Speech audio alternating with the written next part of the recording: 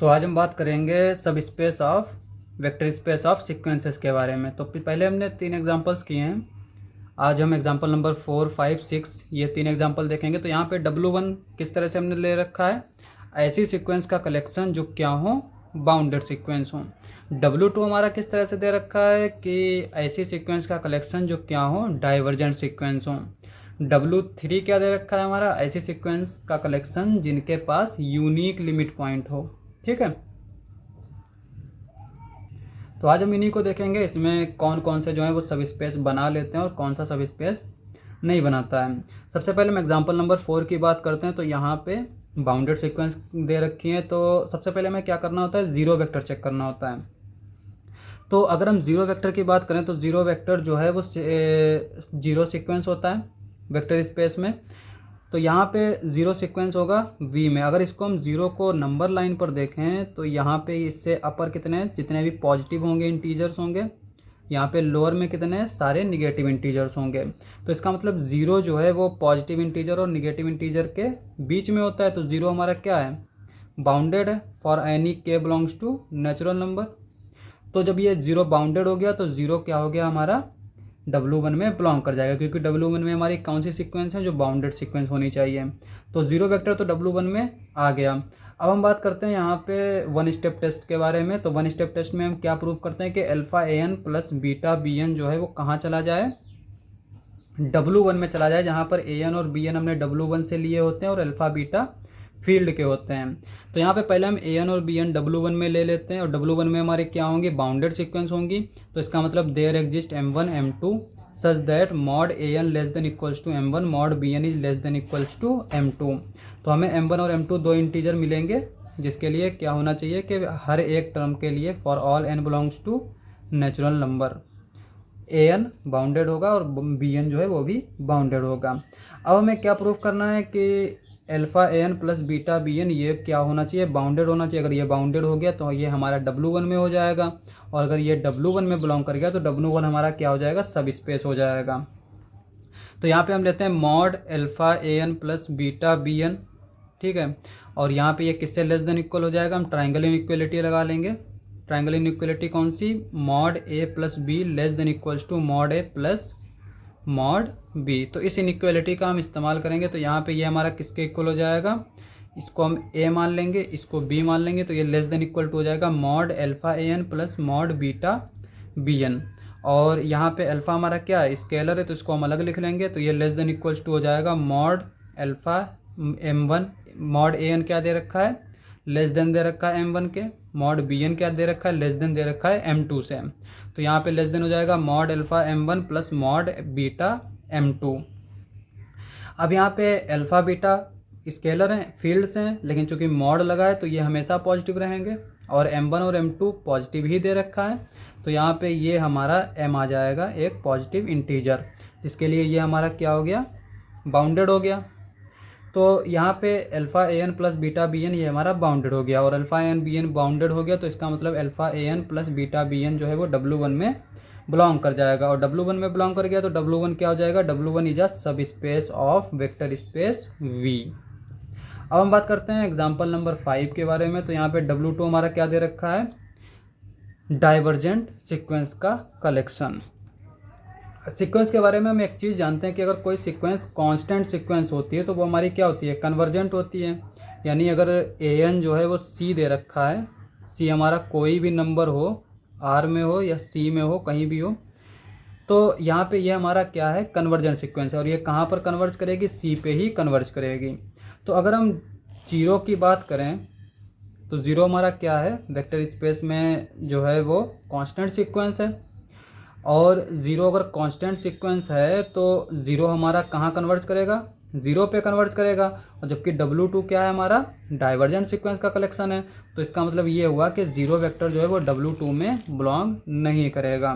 तो जब W2 में ज़ीरो वेक्टर बिलोंग नहीं करेगा तो W2 जो है सब स्पेस नहीं हो सकता, क्योंकि सब स्पेस के लिए पहली कंडीशन क्या है कि हम उसमें ज़ीरो वेक्टर बिलोंग करना चाहिए। तो W2 जो है वो सब स्पेस नहीं बनाएगा। अब हम बात करते हैं एग्जांपल नंबर 6 के बारे में। तो यहाँ पे जो है W3 ये हमारा किस तरह से दे रखा है, ऐसी सीक्वेंस का कलेक्शन जो क्या हो, यूनिक लिमिट पॉइंट रखती हो। तो उसको हम देख लेते हैं। सबसे पहले यहाँ पे हम एक सीक्वेंस लेते हैं। पहले हम लिमिट पॉइंट की डेफिनीशन देख लेते हैं। तो लिमिट पॉइंट की डेफिनेशन क्या है कि for any epsilon greater than 0 an belongs to l minus epsilon l plus epsilon for infinitely many n। ठीक है, तो हमारा l जो है ये हमारा क्या हो जाएगा, लिमिट पॉइंट हो जाएगा। क्या होता है कि जैसे अगर हम कोई सीक्वेंस लें, एक एग्जांपल के लिए यहाँ पे 1, 1/2, 1, 1/3, 1, 1/4, 1, 1/5, इस तरह से ये हमारा चलता जा रहा है। तो यहाँ पे अगर हम 1 के बारे में बात करें तो यहाँ पे 1 इसका क्या हो जाएगा, लिमिट पॉइंट हो जाएगा। क्योंकि हम देख सकते हैं कि अगर L जो है यानी 1 में से हम एप्सिलॉन को निकालें, यानी इसको हम अगर इस तरह से लिखें 1 माइनस एप्सिलॉन 1 प्लस एप्सिलॉन, तो हम यहाँ पे देख सकते हैं कि इसमें 1 तो हमेशा रहेगा, 1 माइनस एप्सिलॉन, यानी अगर इसको हम नंबर लाइन पे चेक करें इस तरह से, यहाँ पे ये 1 है, 1 माइनस एप्सिलॉन ये आएगा, 1 प्लस एप्सिलॉन ये आएगा, तो 1 तो हमेशा रहेगा इस इंटरवल में। तो यहाँ पे इसमें 1 तो हमेशा रहेगा और एप्सिलॉन की वैल्यू हर एक मतलब एप्सिलॉन के लिए 1 रहेगा। तो an जो है वो इसमें बिलोंग कर जाएगा n की इनफाइनाइट वैल्यू के लिए। तो इसलिए 1 हमारा क्या हो जाएगा, इस सीक्वेंस का लिमिट पॉइंट हो जाएगा। तो यहाँ पे हमने डेफिनेशन देखी कि an जो है अगर इसमें बिलोंग कर रहा है n की इनफाइनाइट वैल्यू के लिए, तो l हमारा क्या हो गया, लिमिट पॉइंट हो गया। ये हमारी सीक्वेंस हो गई। अब हमें क्या करना है, 1 स्टेप टेस्ट से प्रूफ करना है। और उससे पहले हम जीरो वेक्टर की बात कर लेते हैं। तो यहाँ पे हम एक चीज़ जानते हैं कि सीक्वेंस अगर कांस्टेंट होती है ना, तो उसके पास एक ही लिमिट पॉइंट होता है और वही लिमिट होता है। लिमिट पॉइंट क्या है कि अगर सीक्वेंस में जो भी टर्म इनफाइनाइट टाइम्स रिपीट करता हो उसको हम लिमिट पॉइंट बोल देते हैं। जैसे यहाँ पे ये 1 है, ये हमारा हर ऑड नंबर पर है, तो इसका मतलब ये ऑड जो है नंबर ऑफ ऑड नंबर्स जो हैं वो हमारे क्या होते हैं, इनफाइनाइट होते हैं। तो इसका मतलब ये हुआ कि 1 जो है वो इनफाइनाइट टाइम्स अपेयर हो रहा है, तो इसका मतलब ये हमारा लिमिट पॉइंट हो जाएगा। और कांस्टेंट सीक्वेंस की अगर हम बात करें तो यहाँ पे ये हर एक नेचुरल नंबर के लिए अपेयर हो रहा है c, तो ये भी हमारा क्या हो गया, c जो है वो हमारा लिमिट पॉइंट हो गया। तो अगर जीरो वेक्टर की बात करें तो यहाँ पे जीरो वेक्टर जो है वो हमारा बी में बिलोंग करता है और ये हमारा कहाँ कन्वर्ट करता है, 0 पे। तो यहाँ पे 0 क्या है, हमारा इनफाइनाइट टाइम्स से जो है अपेयर हो रहा है। तो इसका मतलब ये हुआ कि इस सीक्वेंस के पास एक लिमिट पॉइंट होगा और वो भी यूनिक होगा, क्योंकि हमें W3 में यूनिक लिमिट पॉइंट देखना है। ये सीक्वेंस जो है ये W3 में बिलोंग नहीं करेगी, क्योंकि यहाँ पे 2 लिमिट पॉइंट, एक तो 1 है एक 0 है। ठीक है, तो अब हम क्या करते हैं, यहाँ पे जीरो वेक्टर तो हमारा W3 में बिलोंग कर जाएगा, चूँकि 0 हमारा क्या है, यूनिक लिमिट पॉइंट रखता है। ये एक सीक्वेंस है, कांस्टेंट सीक्वेंस। अब हम 1 स्टेप टेस्ट से प्रूव करते हैं। तो an और bn जो है वो W3 में हम ले लेते हैं, और an हमारा क्या किस तरह से बिलोंग करेगा, इसमें बिलोंग करेगा। और इसको हम किस तरह से लिख सकते हैं, इस तरह से भी लिख सकते हैं। L1 हम मान लेते हैं कि इसका लिमिट पॉइंट क्या है, an सीक्वेंस का L1, bn का मान लेते हैं इसका लिमिट पॉइंट L2 है। ठीक है, और इसको हमने किस तरह से लिया, L1 minus epsilon L mod alpha less than equals to an less than equals to L1 plus epsilon mod alpha. अब यहाँ पे हमने एप्सिलॉन/2 मॉड एल्फा एक पर्पज़ के लिए लिया है। आप यहाँ पे एप्सिलॉन1 एप्सिलॉन2 ले सकते हैं, चूँकि हमें पता है कि आगे हमें कहाँ पे इसकी ज़रूरत पड़ेगी, इसलिए हमने इसको पहले ही एप्सिलॉन/2 अल्फा लिख लिया है।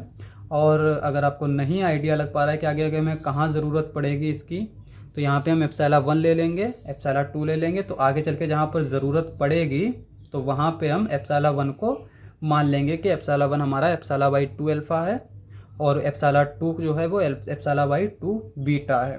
ठीक है, तो यहाँ पे L1 minus epsilon alpha less than equals to an less than equals to हमने इस तरह से ले रखा है, bn हमारा हमने इस तरह से ले लिया। अब हम क्या करते हैं, इसमें जो है मॉड अल्फा से मल्टीप्लाई कर देते हैं। तो ये हमारा क्या आ जाएगा, mod alpha L1 minus mod alpha dot epsilon mod alpha less than equals to mod alpha an less than equals to mod alpha L1 plus mod alpha epsilon mod alpha. ठीक है, सिमिलरली यहाँ पे हम mod beta से इस पूरी in equation में multiply कर देंगे, तो ये हमारा क्या आ जाएगा, इस तरह से आ जाएगा।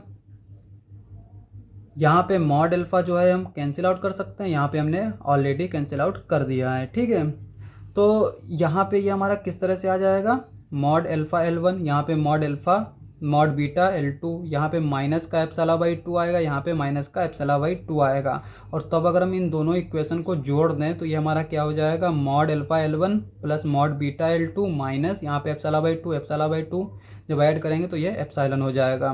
लेस देन इक्वल्स टू, इसको इसके साथ ऐड कर देंगे तो ये हमें मिल जाएगा। सिमिलरली इसको इसके साथ ऐड कर देंगे तो ये हमें मिल जाएगा। और इसको अगर हम L मान लेते हैं, ये L मान लेंगे, ये L मान लेंगे, तो alpha AN plus beta BN हमारा इस इंटरवल में बिलोंग कर जाएगा। अब यहाँ पे क्या देख सकते हैं कि AN और BN ये हमारा W3 में लिया था, तो यहाँ पे AN के पास भी यूनिक लिमिट होगी और L1, यहाँ पे BN के पास भी यूनिक लिमिट होगी L2, चूँकि W3 में क्या है, ऐसी सीक्वेंस है जिनके पास यूनिक लिमिट पॉइंट हो। तो इसका मतलब ये हुआ कि जब L1 L2 unique limit point होगा तो यहाँ पे ये भी हमारा यूनिक लिमिट पॉइंट होगा, alpha L1 plus beta L2, जिसको हम अगर L कंसीडर करें तो L हमारा क्या होगा, यूनिक होगा। ठीक है, तो यहाँ से हम देख सकते हैं कि alpha AN plus beta BN इसमें बिलोंग कर रहा है, तो यहाँ पे हमारा ये लिमिट पॉइंट हो जाएगा और ये भी यूनिक लिमिट पॉइंट होगा। तो इससे क्या इम्प्लाई करेगा, alpha AN plus beta BN belongs to W3। तो W3 हमारा क्या हो जाएगा, सब स्पेस हो जाएगा V का। तो आज के लिए बस इतना ही। अगर आपको हमारा वीडियो अच्छा लगे तो हमारे चैनल को सब्सक्राइब करें। मिलते हैं अगली वीडियो में।